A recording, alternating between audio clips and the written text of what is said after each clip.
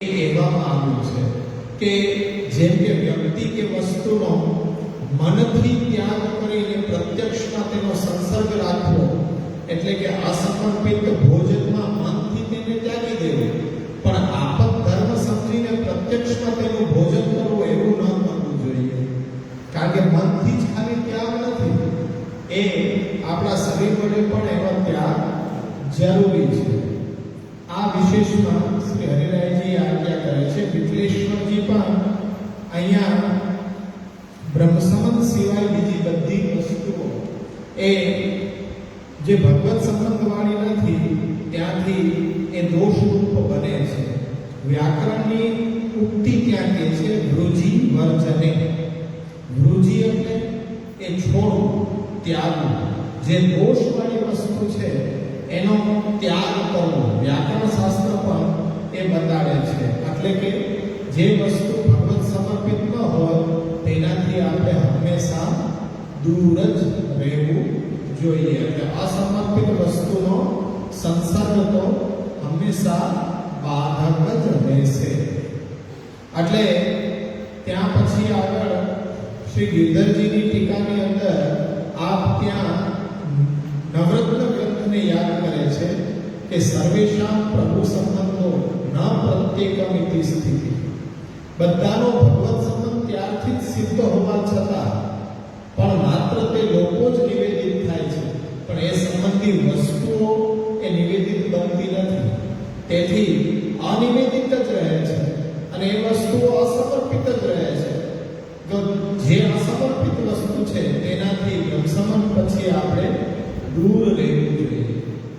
એટલે લોકોની વસ્તુઓને પોતે કરેલા સમર્પણથી સમર્પિત સાથેની પંક્તિમાં ન ગણવી જોઈએ.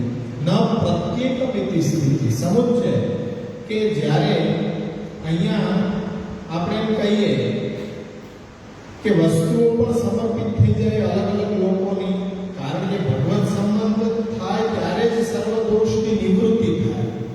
અને અનિવેદિત લોકો અને તેમની અનિવેદિત વસ્તુઓ એ બધું દોષવાળું હોવાથી ત્યાં એમનું વર્જન કરવું, ત્યાગ કરવો, એમનો સંગ પણ ન કરવો, એ રીતના આચરણ કરવું. એટલે નવરત્ન ગ્રંથમાં પણ કરી છે કે નિવેદન તુ સ્મર્તવ્યમ સર્વથા પ્રાપ્તસ્ય છે. જો સર્વેશામ પ્રભુ સંબંધો ન પ્રત્યેક, એ વાક્ય અનુસાર બધાને પણ ભગવત સંબંધ ત્યારથી જ સિદ્ધ થયો હોવા છતાં જ્યારે આપણે એ બ્રહ્મ સંબંધ લીધું ત્યારથી આપણી જે અહંતા મમતાનો પરિકર છે બધો બ્રહ્મ સાથે જોડાય ગયો. એટલે ત્યાં એમ કહે છે કે આપણી સાથે જોડાયેલી વસ્તુઓ નિવેદિત છે, પણ ભવિષ્યમાં જે નૂતન વસ્તુ આપણા સંસર્ગમાં આવશે, નૂતન કોઈ વ્યવહાર આપણો બંધાશે, તો એ લોકો એ વખતે તો હતા નહીં. એટલે એ લોકોના સંબંધથી વસ્તુઓ નિવેદિત નથી થઈ જતી. પાછળથી જે પણ નવા સંબંધ બંધાય, જે વસ્તુ બ્રહ્મસંબંધ વખતે આપણી નહોતી, ભવિષ્યમાં એ વસ્તુ પાછી નૂતન આપણે કરી તો એ પ્રભુને નિવેદન કરવી તો જરૂરી છે. એટલે કે રોજનો સવારથી સાંજનો જે વ્યવહાર છે એ નિવેદન કરવાની જરૂર નહીં, પણ કંઈક નૂતન વ્યવહાર તમે કરો છો કે આજે કંઈક નવું મકાન લેવું છે, જમીન લેવી છે, મારું હતું નહીં ને હવે મારું બનવા જઈ રહ્યું છે, પ્રભુ સાથે જોડી દેવો જોઈએ. જે સંબંધ આપણા હતા એ બધા સંબંધીઓ બ્રહ્મસંબંધ વખતે હતા, પણ હવે દીકરાનું સગપણ ગોઠવ્યું ત્યારે એ વસ્તુઓ ત્યારે એ લોકો નહોતા નિવેદિત, તો ફરીથી એમને નિવેદન પ્રભુ આગળ કરવું જરૂરી છે.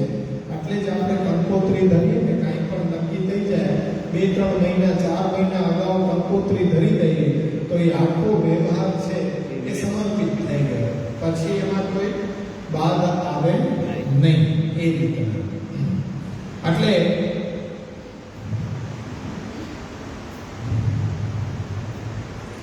એ લોકોની વસ્તુઓને પોતે કરેલા સમર્પણથી સમર્પિત સાથેની પંક્તિમાં ન ગણવી, જે નૂતન આવી રહ્યા છે તેને.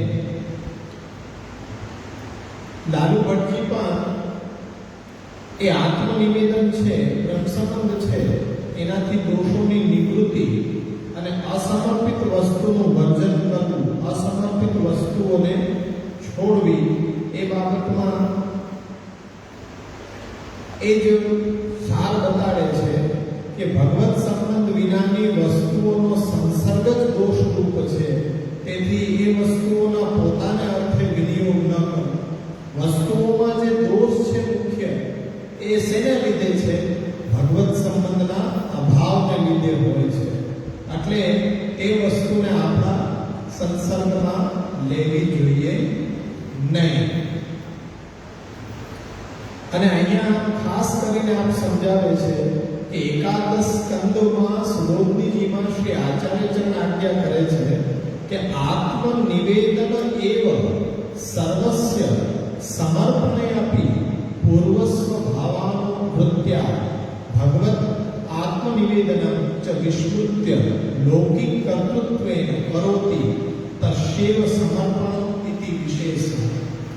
આત્મનિવેદન કરતી વખતે જ આત્મનિવેદનમાં જ બધાનું સમર્પણ થઈ ગયેલું હોવા છતાં આત્મનિવેદન કરાયા પહેલાનો જે કંઈ મારું તારું કહેવાનો સ્વભાવ છે, તો એ જીવની ઉત્પત્તિના કાળથી લઈને અત્યાર સુધીમાં અવિદ્યાકૃત દશામાં અવિદ્યાત્મક અહંતા મમતા એટલે મારું તારું કરવાનો બનેલો સ્વભાવ, એ સ્વભાવ ભગવાનને આત્મનિવેદન કર્યા પછી પણ એવો જ રહે છે.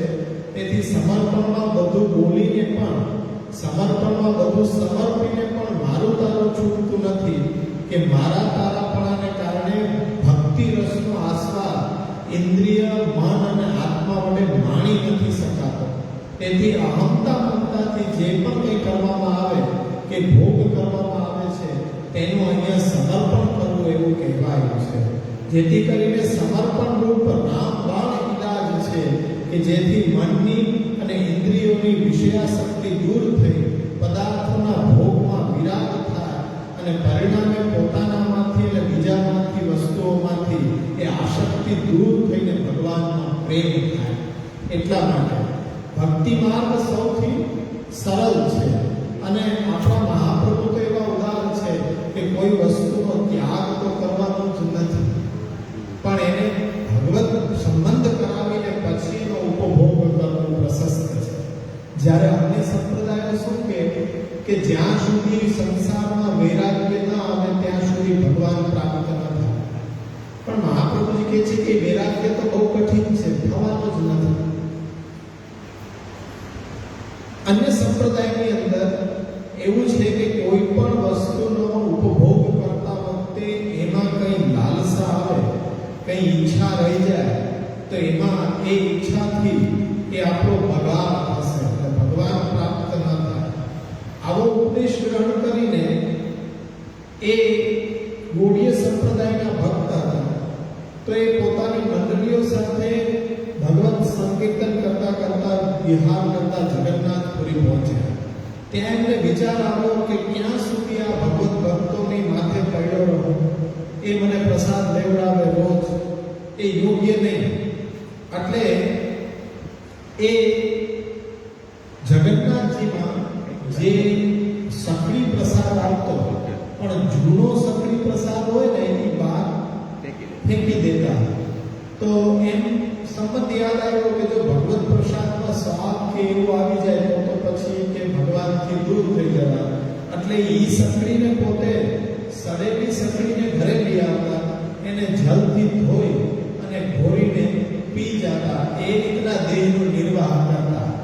પણ આપણા મહાપ્રભુજી તો કેટલા ઉદાર છે કે રોજ નિત્ય નૂતન સામગ્રી બનાવો, સ્વાદિષ્ટ બનાવો અને પ્રભુને ધરાવો, અને પછી ઘર પરિવારના સભ્યો સાથે ભગવત પ્રસાદનો એ સ્વાદનો આનંદ તમે માણો. કંઈ પણ છોડવા નથી દીધું. આપણે બધા કહે છે કે અહંતા મમતા સંસારમાં રહે ત્યાં સુધી ભગવાન પ્રાપ્ત ન થાય. અહંતા મમતાને મારી જ નાખવી પડે. એટલે કે મનને જ મારી નાખવું. મન ક્યાંથી મરે? દેહ પહેલા મન મરી જાય એવું તો શક્ય નથી. એટલે મહાપ્રભુજી કેટલો સુંદર રસ્તો બતાવ્યો કે મન છે કોઈ દિવસ મરે નહીં. અને મન જ્યાં લાગેલું હોય એનો વિષય છે એ સંસારને બદલે જો ભગવાન બનાવી નાખીએ તો એ જ મનથી પાછા આપણે ભવસાગરને તરી જઈએ. એટલે ચેતસ્તક પ્રવણમ છે. મનને ખેંચવું બધા વિષયોમાંથી બહુ આગળ છે, પણ મન જ્યાં જ્યાં વિષયોમાં ખેંચાય એ બધું ભગવાનને નિવેદન કરી દઈએ તો ભગવત સંબંધ વાળું થઈને બધું નિર્દોષ થઈ જાય. ને આગળ આપણે જોશું કે સર્વેશામ બ્રહ્મતાપતઃની પ્રાપ્તિ થઈ જાય. બધું નિર્દોષ જ વ્યવહાર છે. વૈષ્ણવ હજી બોલતા હોય કે અમારે લૌકિકમાં જવું પડ્યું. મને એ સમજ ન પડે કે અલૌકિક વ્યવહાર જુદો અને લૌકિક જુદું કેવી રીતના થઈ ગયું. શું પ્રભુ સાથે જોડ્યા વિનાનો લૌકિક વ્યવહાર છે? તો તમારે નિભાવ કરવો જ જોઈએ નહીં. અને જો ભગવાન સાથે જોડાયેલો માનો છો તો એને લૌકિક એવું નામ કેમ આપો છો? એ અલૌકિક જ વ્યવહાર છે તમારો કે તમે જે નિભાવ કરી રહ્યા છો તો એ વ્યવહાર છે કે છે કે લૌકિકમાં જવું પડ્યું છે. અરે લૌકિકમાં જવું પડ્યું છે તો લૌકિકમાં ગયા તો તમને બાધક થશે. અમે પણ એ આત્મનિવેદી છો તો તમને પણ એ સિદ્ધાંત લાગુ જ પડશે. પણ એ વ્યવહાર છે એ ભગવાનને નિવેદિત કરેલો છે તો ભગવત સંબંધ વાળો વ્યવહાર છે. તો એ લૌકિક નિભાવ કરવા ગયો તો એ બોલવાનું જ નહીં કે આ તો વ્યવહાર છે. સેવકાના યથા લોકે વ્યવહાર પ્રસિદ્ધ તો એ વ્યવહાર નિભાવ તો કરવો જ પડે. પણ એમાં ભગવત સંબંધ માનીને જાવું તો જ પડે કે મારી અહમતા મમતા હોય તો. બાકી ગમે એવી કંકોત્રી ઘરે આવે ફરક જ ન પડવો જોઈએ કે લગ્નમાં જાવું જ નથી પછી કંકોત્રી જોવીશું. પણ એ રીતના સમાજમાં રહી શકાશે? મહાપ્રભુજીએ એ રીત બતાડી છે કે સમાજમાં રહો છો તો એ પણ ધર્મ તમારો ધર્મ છે. તો લૌકિક નિભાવ કરવા માટે પણ ભગવાનને નિવેદન કરીને એ સંબંધને આપણે નિભાવ કરી શકીએ છીએ. એટલે આ હતી પ્રથમ સિદ્ધાંતની સમજ. અસમર્પિત વસ્તુના તસ્માત વર્જનમ આચરે. અસમર્પિત વસ્તુ શા માટે આપણે સંસર્ગમાં ન લેવી? કારણ કે જે નિર્દોષતા પ્રાપ્ત કરી છે એ ફરી પાછી સદોષતામાં એ ફેરવાઈ ન જાય. એટલે ભગવાન સંબંધિત દરેક વસ્તુનો ઉપયોગ આપણે કરવો જોઈએ. એ અસમર્પિત વસ્તુના તસ્માત વર્જનમ આચરે. આ કક્ષાએ આપણે સમજીએ છીએ. આપણા યુવાનોને બાળકોને કહેશો બજારનું ખાનપાન છોડી દો, ક્યાંથી સમજી શકે? હજી આપણે નથી સમજી શક્યા. અસમર્પિત વસ્તુના બ્રહ્મ સંબંધ સુધી તો એને પહોંચવા દો. એ સમજ તો આપો.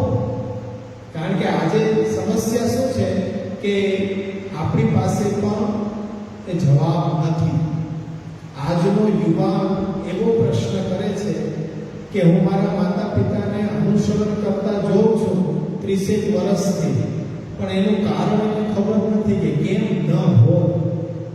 એ મને સમજાવી શક્યા નથી. એટલે વડીલ છે કાંઈ કહેવાય નહીં, પણ મને એટલું સમજમાં આવે કે વિચાર વિનાનો આચાર પાલન કરી રહ્યા છે.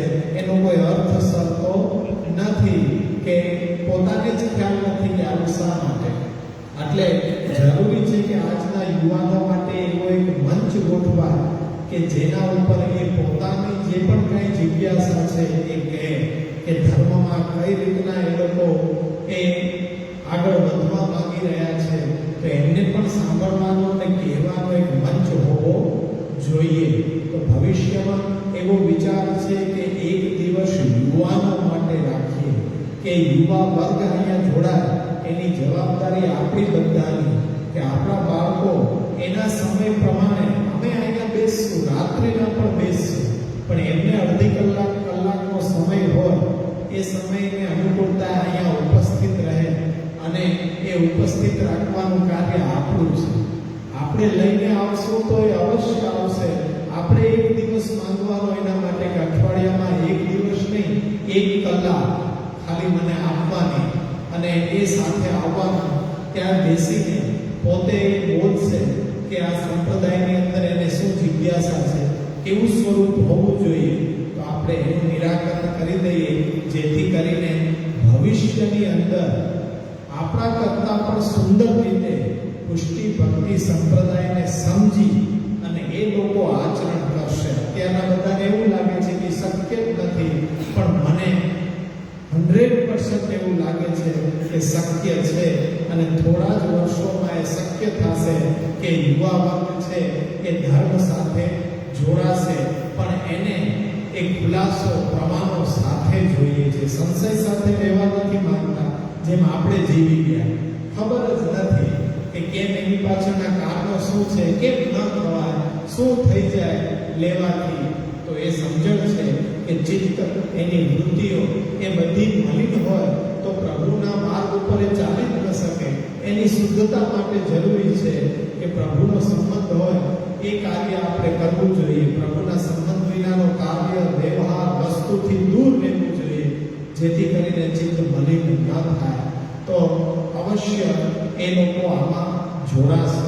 તો એના માટેનો પણ વિચાર છે કે આગળ ભવિષ્યમાં એ સફળ થાય શ્રી મહાપ્રભુજીની કૃપાથી. નાના બાળકોને પણ ભૂલતા નથી. ઓનલાઈન નાના બાળકોનો વર્ગ 5 વર્ષથી ચાલે છે. દર રવિવારે 5 થી 6 વિશ્વભરના બાળકો જોડાય છે. અને અમેરિકાના બાળકો, 2 બાળકો એવા છે કે જેમને 16 ગ્રંથના 8 ગ્રંથ, શ્લોક, અન્વયાર્થ, ઉચ્ચારણ અને એની સમજ પણ તમને આપી શકે. અમેરિકામાં બેઠા બેઠા એ લોકો ઓનલાઈન માધ્યમથી રવિવારના અભ્યાસ કરે છે અને એ તમને બધું જ સમજાવી શકે. માર્ગ શું છે, પછી સંપ્રદાય શું છે, કેટલા સંપ્રદાયો છે, આ બધી જ એમને ત્યાં રહીને અભ્યાસ કરીને શીખી ગયા. અને એ ગ્રંથો મોઢે કંઠસ્થ છે એમને. અને એ વાતની અમને પ્રતીતિ કરાવે કે જ્યારે ઓનલાઈન અમે ભણાવીએ ત્યારે પૂછીએ કે ગયા વખતે શું આપણે શીખ્યા હતા, તો એ 2 જ બાળકો જવાબ આપે અને એ પાછી યાદ તાજી કરાવે કે આપણે બાલવર્ગ ચાલુ કર્યો ત્યારથી અત્યાર સુધી કે ખાલી ગયા વખતે. તો એ યાદ આવી જાય કે ભગવત વાર્તા કરતા વિષયથી ભગવત વાર્તાની શરૂઆત ન કરે અને રાહોની જોવે. અમે બધા આવી ગયા, પણ એ અલીખાન પઠાણની દીકરી આવે ત્યારે ભગવત વાર્તા સ્ટાર્ટ થાય. એવું બધું આ લોકોમાં શું છે કે એની રાહ જોવી પડે. ત્યારે ગુસાઈજી મનનો સંશય સમજી ગયા અને એમ કીધું, ગઈકાલે શું પ્રસંગ આવ્યો હતો વૈષ્ણવો કર. ત્યારે કોઈ વૈષ્ણવ બોલી ન શક્યું. ત્યારે એમને કીધું કે મહારાજ, ગયા દિવસ કાલનો પ્રસંગ કહીએ કે જે દિવસથી ભગવત વાર્તા સાંભળવા ત્યારથી લઈને અત્યાર સુધી શ્રવણ આને કહેવાય. અને શીખે છે કેટલું પરફેક્ટ શીખે છે. તો આપણા બાળકો શા માટે ન જોડાય?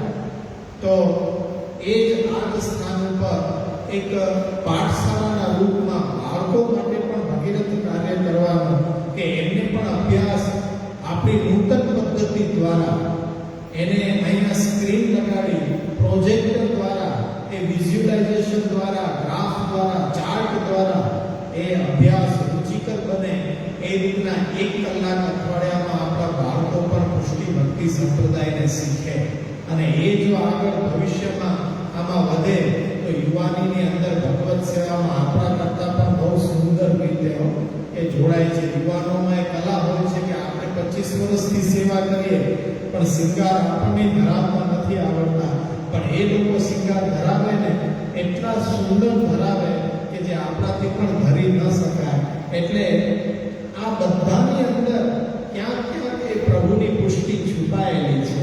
એને આપણે બહાર લઈ અને એનો આપણે પોષણ આપશું, વિકાસ કરશું તો પુષ્ટિ માર્ગ છે એ વધારે દ્રઢ થશે. એટલે યુવાનો અને બાળકો માટે ખાસ આપણે બધાએ મળીને એક ભગીરથ કાર્ય કરવાનું, કે બાળકોને પણ સમય કાઢીને લઈ આવવાના આપણે જ સાથે પાછા લઈ જઈએ તો એ ભગીરથ કાર્ય થશે આપણા સંપ્રદાય માટે. કે જો કોઈને વિડંબના નહીં રહે કે ભગવત સેવાથી દૂર છે, પુષ્ટિ ભક્તિ સંપ્રદાયથી દૂર છે, સન્માર્ગથી દૂર થઈ રહ્યા છે, પણ એ કદાપી થવા જોઈએ નહીં. એટલે યુવાનો અને બાળકો માટે પણ આપણે ચિંતિત છીએ અને આપણે બહુ નજીકના સમયમાં એમને પણ દિવસ ફાળવશું અને એમના માટે પણ આપણે પ્રયત્ન કરીશું. એક વર્ગની અંદર એક જ શ્લોક આપણે લઈએ છીએ, જેથી કરીને સાંભળનારા વૈષ્ણવને પુનઃ એ શ્લોકનો જો આવર્તન કરવું હોય તો સરળ રીતે એ ટેકને ખોલીને અન્યથા સર્વદોષાણામ ન નિવૃત્તિ કથંચન આ સમર્પિત વસ્તુના તસ્માદ વર્જન પાચરે.